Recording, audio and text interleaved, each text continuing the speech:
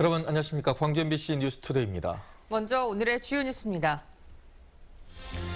프로야구 기아 타이거즈가 플레이오프 진출에 한 발 더 다가섰습니다. 오늘 또 한 번 LG를 이기면 플레이오프에 진출하게 됩니다. 광주시가 집중 육성하고 있는 생체 의료 부품 산업에서 성과가 나타나고 있습니다. 김영란법이 시행되면서 지역 축제 문화도 바뀌고 있습니다. 관행적으로 제공되던 공짜표와 공짜 식사가 사라졌습니다. 트럭이 승용차를 들이받은 뒤 주택으로 돌진하는 날벼락 같은 사고에 한 명이 숨지고 2명이 다쳤습니다. 5년 만에 가을 야구에 진출한 기아 타이거즈가 LG를 꺾고 와일드카드 결정전 1차전 승리를 거뒀습니다. 결정적 순간 실책이 승부를 갈랐습니다. 오늘은 양현종을 내세워서 준 플레이오프 직행을 노리게 됩니다. 한신구 기자입니다. 승부는 유격수 수비에서 갈렸습니다. 3회까지 LG 선발 허프에 꽁꽁 막혔던 기아 타석. 4회 필과 나지완의 연속 안타로 1사 2-3루 기회를 잡았습니다. 이봉호가 범타로 물러났지만 안치홍의 평범한 땅볼을 LG 유격수 오지환이 놓치면서 결승점을 뽑았습니다. 기아는 6회 나지완의 희생플라이로 1점을 보탠 뒤 8회에는 김주찬의 우전 안타로 승리의 쐐기를 박으며 결국 4대2로 승리를 거뒀습니다. 기아 선발 헥터는 7이닝을 5안타 2실점으로 막으며 호투했고 유격수 김선빈은 위기 때마다 결정적인 호수비 2개로 팀을 위기에서 구해냈습니다.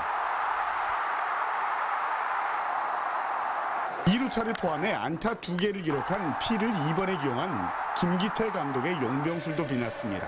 네, 어떻게 하면 좀 이길 수 있는 확률이 높을 거라 생각했는데 거기서 우리 피 선수가 이번에 잘 해줬고 또 다들 보시다시피 한승택 선수가 굉장히 어린 선수들도 큰 경기에서 좋은 리드 해준 것에 대해서 굉장히 감사하게 생각하고 있습니다. 기아는 오늘 2차전에서 양현종을 선발로 내세워 준 플레이오프 직행을 위한 고삐를 바짝 쥐게 됩니다. MBC 뉴스 한신구입니다. 사람의 몸을 대신할 수 있는 의료 소재 부품 산업에 광주시가 공을 들이고 있습니다. 최근 몇 년 동안 급성장했다고는 하는데요. 전망도 밝습니다. 김철원 기자입니다. 환자의 엑스레이 사진을 토대로 3D 프린터가 재현해낸 뼈 모형입니다. 수술에 들어가기 전에 촬영된 화면을 통해 환자의 상태를 짐작만 하던 의료진이 이제는 모형을 만져보고 수술에 들어가는 시대가 됐습니다. 훨씬 더 빠르게 수술을 갖다 진행할 수 있고 정밀도도 훨씬 더 높다는 거죠. 이 업체는 일명 서클렌즈라고 불리는 컬러 컨택트 렌즈를 광주에서 생산하고 있습니다. 본래 미용이 목적인 제품이지만 시력 향상 기능도 있는 이 의료 부품은 해외 시장에서 더 주목받고 있습니다. 한국 사람이 괜찮구나라는 그런 인식이 굉장히 많이 높아졌습니다. 사람 몸에 부착하거나 기능을 대체할 수 있는 생체 의료 소재 부품 산업. 광주가 새로운 중심지로 떠오르고 있습니다. 10년이 지나는 동안 업체 수와 매출, 종사자 수가 폭발적으로 증가했고 광주로 이전해오는 기업이 있을 정도입니다. 골절상을 입은 환자들 몸에 삽입하는 철심을 만드는 이 업체는 경기도 성남에서 광주로 이전해왔지만 이제는 다른 지역에 러브콜을 받을 정도로 성장했습니다.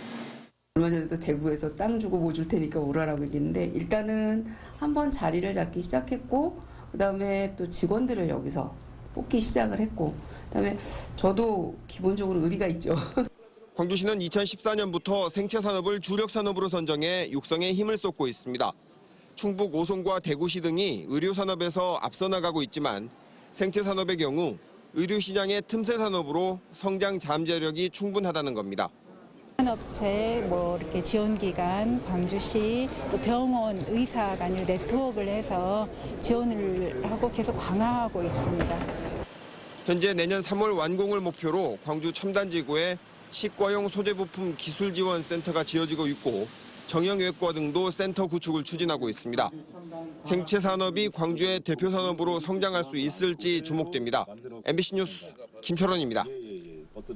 갑자기 추워진 날씨 때문에 적응하기 힘드실 텐데요. 낮에는 볕이 강하게 내리쬐면서 조금은 따스한 기운이 맴돌 정도입니다. 오늘도 이렇게 일교차가 크겠습니다. 현재 광주는 12.9도로 출발하고 있고요. 낮 최고 기온은 21도로 어제보다는 높겠지만 평년 기온을 2도 정도 밑돌겠습니다. 다행히 모레부터는 가을 추위가 물러가고 평년 기온 되찾을 것으로 예상됩니다. 구름 영상 보시면 우리 지역 오늘 구름이 많이 끼겠는데요. 구름 사이로 볕이 강하게 내리쬐면서 자외선 지수가 약간 나쁨 단계를 보이겠습니다. 가을 자외선도 여름만큼이나 강하니까요. 차단에 신경 쓰시는 것이 좋겠습니다. 현재 기온 보시면 대부분 지역 10도 안팎으로 출발하고 있고요. 영광과 장성이 20도, 나주와 화순 21도의 낮 기온 보이겠습니다. 전남 대부분 지역 어제와 비슷한 기온 예상됩니다. 곡성과 구례가 21도, 보성 20도를 보이겠습니다. 날씨였습니다. 부정청탁 및 금품수수 금지법, 이른바 김영란법이 시행된 지 열흘이 지나면서 지역 축제 문화도 바뀌고 있습니다. 이 접대용 초대권이 사라졌고 관행적으로 제공되던 오찬도 자출이 감췄습니다. 장흥 통합의학박람회 사례를 신광하 기자가 보도합니다. 동서양의 의료기술과 대체치료요법 등이 소개되는 장흥국제통합의학박람회. 개막 열흘 만에 유료 관람객 40만 명을 넘었습니다. 여기 건강에 관해서 저는 관심이 많아서 그거 참 좋다고 생각했거든요. 체험 학습장도 있고 그래서 체험 많이 했어요. 이제 안마기 같은 거 안마도 옆에 세주시고 그러니까 몸이 확 풀려가지고 생기가 더 나는 것 같고 그렇습니다.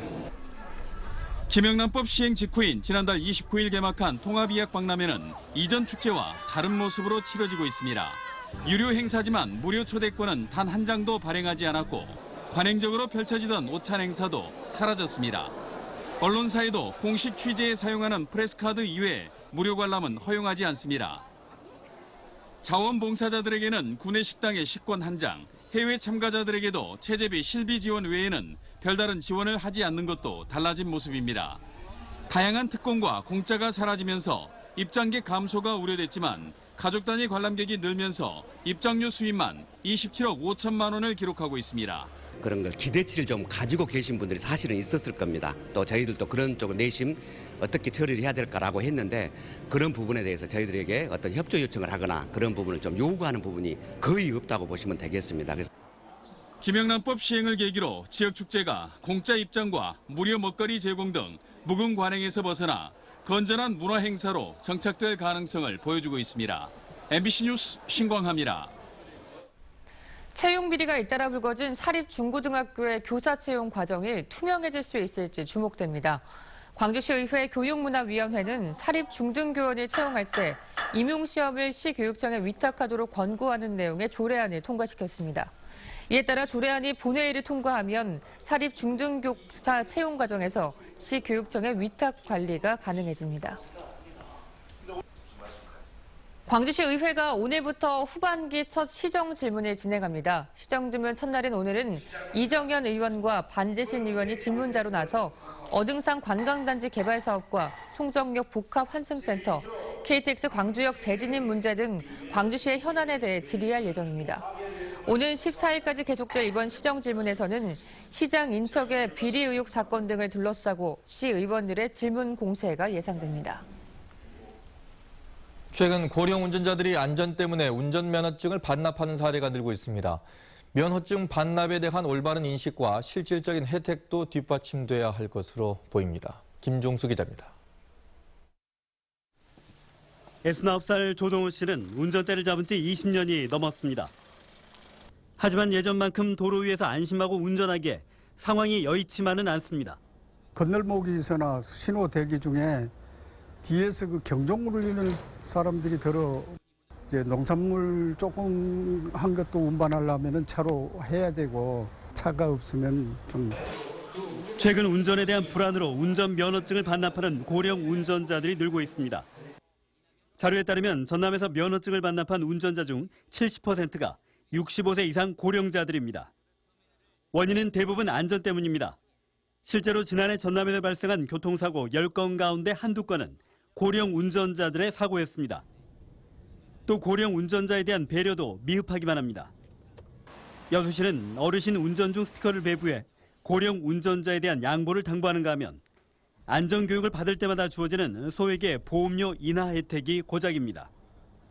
현재는 자동차 보험료 5%를 할인해주고 있습니다. 근데 그게 2년 동안 유효한 거예요. 할인 그거를 이제 좀 제시해가지고 이제 교육을 많이 받을 수 있도록 유도를 하는 거죠. 상황이 이렇다 보니 면허 반납이 늘 수밖에 없지만 면허 반납, 즉 면허가 취소된 이후에는 생계와 이동권 등을 포기해야 하는 상황까지 감수해야 합니다. 그래서 불안하게 운전하면서도 면허증 반납을 주저하는 경우도 있습니다. 실제로 일본의 지자체들은 금융권의 가산금리나 대중교통 할인 등 다양한 혜택을 제공하고 있습니다. 한국교통연구원의 설문조사 결과에서도 면허 반납을 통해 보조금과 교통비 지원 등 실질적 혜택이 필요하다는 응답이 많았습니다. 고령 운전자가 점차 늘고 있는 가운데 이들에 대한 배려뿐 아니라 도로의 안전을 위해 자신의 권리를 포기하는 운전자들을 위해 좀 더 적극적인 지원도 필요해 보입니다. MBC 뉴스 김종수입니다. 어제 오전 광주의 한 도로에서 신호 대기 중이던 승용차를 1톤 트럭이 갑자기 들이받아 3명의 사상자가 발생했습니다. 이 트럭은 주택으로까지 돌진을 했는데 주택에는 아무도 없어서 추가 인명피해는 발생하지 않았습니다. 송정근 기자입니다. 승용차 한 대가 서서히 속도를 줄여 정지선 앞에 멈춰서자 갑자기 1톤 트럭 한 대가 다가와 승용차 옆을 충돌합니다. 그대로 튕겨져 나간 트럭은 주택 정면을 그대로 들이받습니다. 이제 동네로 들어와가지고 여기 봉 박아놓은 거 그걸 넘어가지고 그 신호 대기 중에 그걸 차를 받고 여기로 넘어가고 차를 받고 여기로 바로 직진해버린 거지. 이 사고로 승용차에 타고 있던 61살 김모 씨가 병원으로 옮겨졌지만 끝내 숨졌고 승용차 운전자 58살 신모 씨 등 2명도 부상을 입었습니다. 돌진하던 트럭은 운전석 부분이 주택 현관문에 처박힌 뒤에야 멈췄습니다. 주택 담벼락이 무너질 정도로 큰 충격을 받았지만 사고 당시 주택에는 아무도 있지 않아 추가 인명피해는 발생하지 않았습니다. 경찰은 트럭 운전자 32살 박모 씨가 자신의 차량 앞에 다른 차가 끼어들어 이를 피하려다 사고를 냈다고 진술함에 따라 주변 CCTV 분석 등을 통해 정확한 경위를 조사하고 있습니다. MBC 뉴스 송정근입니다. 만취 상태에서 운전한 자신을 가로막은 승용차를 잇따라 들이받은 법원직 공무원이 경찰에 붙잡혔습니다. 광주 동부경찰서는 어제 새벽 3시쯤 광주시 동구의 한 교차로에서 면허 취소 수치인 상태에서 운전을 하다 자신의 차량을 앞뒤로 가로막은 차량 2대를 잇따라 들이받은 혐의로 전남의 모 지역 등기소 공무원 51살 김모 씨를 붙잡아 조사하고 있습니다. 경찰 조사 결과 김 씨의 범행은 음주운전 사실을 발견한 시민들이 김 씨 차량을 막아서면서 들통났습니다.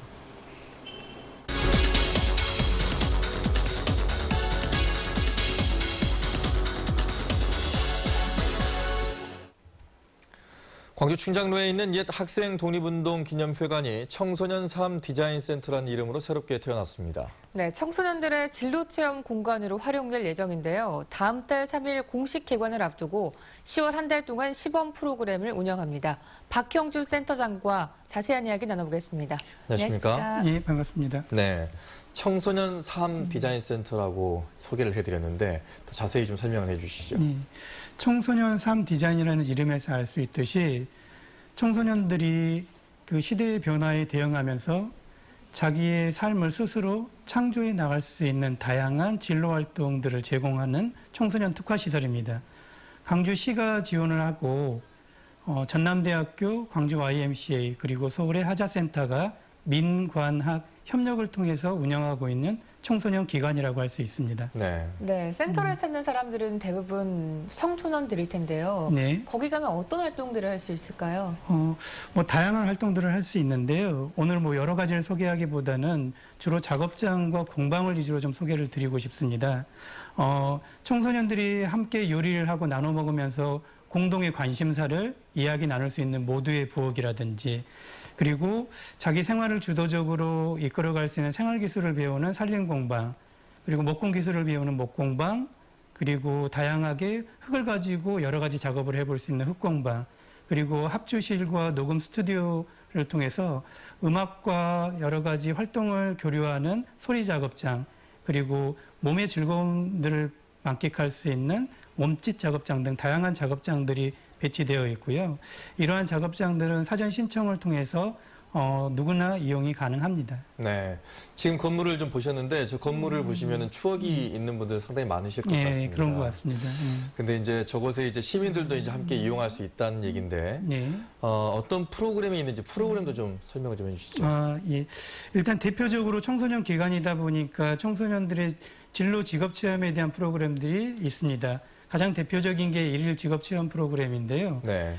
매주 수요일, 금요일 전문 직업인들을 만나고 그 직업인들이 하는 일과 삶에 대해서 이야기를 나누고 그와 관련된 다양한 활동들을 체험해 볼 수 있는 시간입니다. 그 외에도 여러 가지 프로그램들이 있는데요. 네. 뭐 직장인들도 마찬가지지만 학생들도 매일같이 책상에 앉아서만 있지 않습니까? 이러한 몸을 깨우는 그들을 위해서 몸을 깨우는 다양한 몸 워크숍이라든지 다양한 생활에 필요한 실물들을 만들어보는 목공 워크숍이라든지 그리고 함께 뭔가 음악을 연주하고 또 공연도 하는 작업 프로그램이라든지 이런 프로그램들이 다양하게 배치가 되어 있고요. 특별하게 프로그램이 없더라도 3D가 궁금하시다 이러면 언제든지 3D 투어라는 프로그램을 신청할 수 있습니다. 그러면 그 공간에 대해서 소개와 함께 3D 전체 공간들을 라운딩하면서 함께 둘러볼 수가 있습니다. 네. 네, 중학교에서는 학생들의 진로 체험을 위해서 자유학기제를 운영하고 있는데요. 이렇게 학교 교육과 연계해서 조금 한다면 효과를 더 크게 누릴 수 있을 것 같은데 어떠신가요? 예, 맞습니다. 자유학기제의 가장 큰 취지가 청소년들이 하고 싶어하는 다양한 활동들을 시험 부담 없이 그리고 다양하게 체험해 보도록 독려하는 건데요. 이건 학교 혼자 할 수 없는 프로그램들입니다. 그래서 이런 제도가 안착이 되려면 학교 밖에 있는 3디자인센터와 같은 여러 현장 기관들이 학교와 긴밀하게 연관을 지어서 프로그램들을 진행해야 되고요. 3디자인센터에서도 그렇지 않아도 무진중학교하고 올해 시범적으로 자유학기제 프로그램을 11월부터 한 5회 정도 진행할 예정입니다. 네, 우리도 저 공간에서 꿈을 키웠던 것 같은데 네, 그렇죠. 우리 지금의 청소년들도 저곳에서 꿈과 진로를 좀 찾았으면 좋겠습니다. 네, 오늘 나와주셔서 고맙습니다. 네, 감사합니다.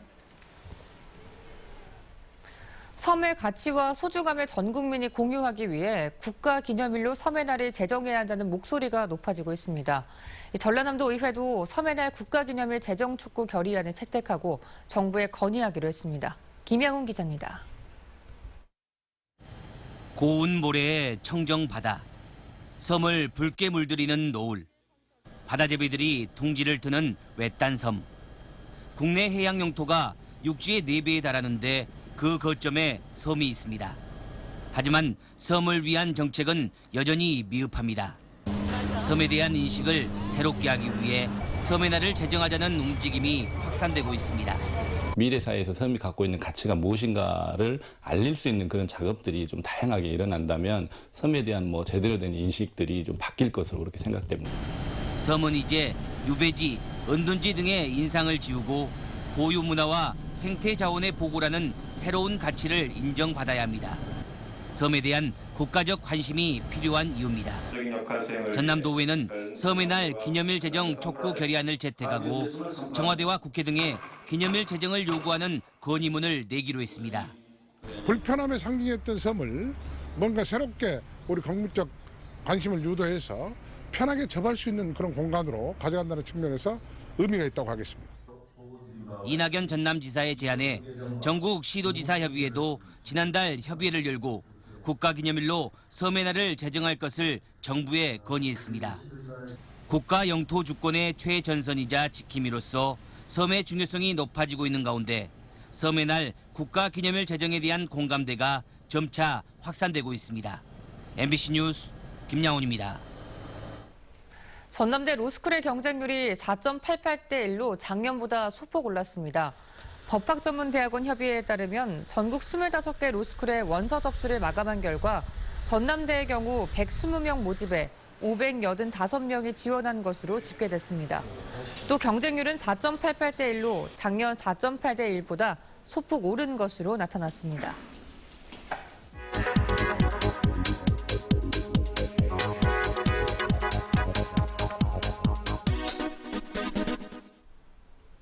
나눔 티켓을 아십니까?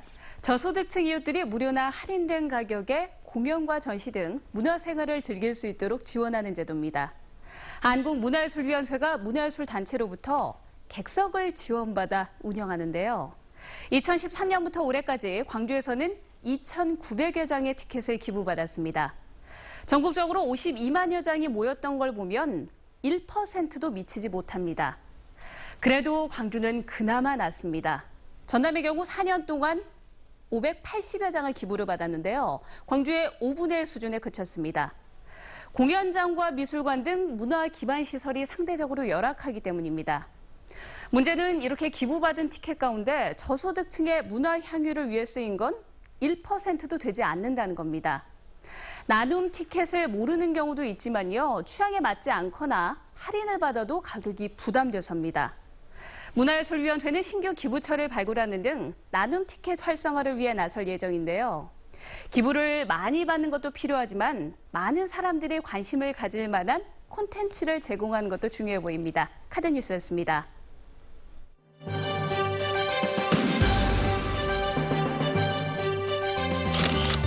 광주 서구 상무금호보건소가 정신질환에 대한 편견을 깨고 주민들과 문화예술을 통해 소통하도록 정신건강미술제를 개최했습니다. 나주에 사는 다문화 가족들이 각국의 음식 문화를 선보이며 화합을 다짐하는 다문화 한마음 음식문화 축제가 열렸습니다. 보성군 건강가정 다문화 가족 지원센터가 다문화 가족이 소통하고 화합할 수 있는 만남의 장을 마련했습니다. 장성군 북하면 명치마을 주민들이 직접 가꾼 숲이 전라남도가 처음 개최한 마을숲 콘테스트에서 최우수상을 선정했습니다. 바위섬, 직녀에게 등으로 유명한 가수 김원중 씨가 데뷔 30주년을 맞아서 오늘 김대중 컨벤션 센터에서 기념 공연을 엽니다. 이번 공연은 김원중 씨의 데뷔 30주년을 시민들과 함께 축하하자는 의미에서 광주의 각계각층 인사와 시민들이 백인위원회를 구성해 추진했습니다. 바위섬으로 데뷔한 김원중 씨는 30년 동안 광주에서 활동하며 북한 어린이를 돕기 위한 빵 만드는 공연도 10년 넘게 이어오고 있습니다. 빛가람 혁신도시의 인구가 2만 명 돌파를 눈앞에 두고 있습니다. 나주시에 따르면 혁신도시가 들어선 빛가람동의 인구는 지난 5일 기준으로 7,300여 가구에 18,060명을 기록하고 있습니다. 빛가람동 인구는 지난해 9월 10,000명을 넘어섰고 이 같은 추세대로라면 올해 안에 2만 명을 돌파할 것으로 예상됩니다. 4조 원대 광주시 금고를 맡게 될 금융기관 선정 작업이 이달 말부터 본격화합니다. 광주시는 이달 말까지 시금고 선정을 위한 제안 공고를 내고 사전 설명회와 공모 절차 등을 거쳐 11월 말까지 금고 지정을 마무리할 예정입니다. 광주시 금고 선정 경쟁에는 현재 1, 2금고를 맡고 있는 광주은행과 국민은행을 포함해 농협과 신한은행, 하나은행 등이 참여할 것으로 전망되고 있습니다. 오늘부터 은행나무 가로수에서 열매를 채취할 수 있지만 사전에 관할구청의 신청 절차를 거쳐야 합니다. 광주시는 오늘부터 다음 달 5일까지를 은행나무 열매 채취 기간으로 정하고 사전 신청자들에 한해 주의사항을 교육한 뒤 은행 채취를 허용하기로 했습니다. 광주시는 주요 도로변에서 샘플을 채취해 검사한 결과 중금속이 검출되지 않았다고 밝히면서 무단 채취할 경우에는 처벌받을 수 있다고 경고했습니다. 광주시 교육청이 추경 예산을 편성하면서 어린이집 누리과정 예산을 포함시키지 않은 가운데 시의회가 올해 남은 석 달치의 유치원 누리과정 예산도 전액 삭감했습니다. 광주시의회 교육문화위원회는 시교육청이 제출한 추경 예산안 가운데 유치원 누리과정 예산 179억 원을 전액 삭감했습니다. 시의회는 어린이집과의 형평성을 고려해 예산을 삭감했다고 밝혔지만 어린이집과 유치원의 누리과정 예산이 모두 확보되지 않음에 따라 또다시 보육 대란 우려가 커지고 있습니다.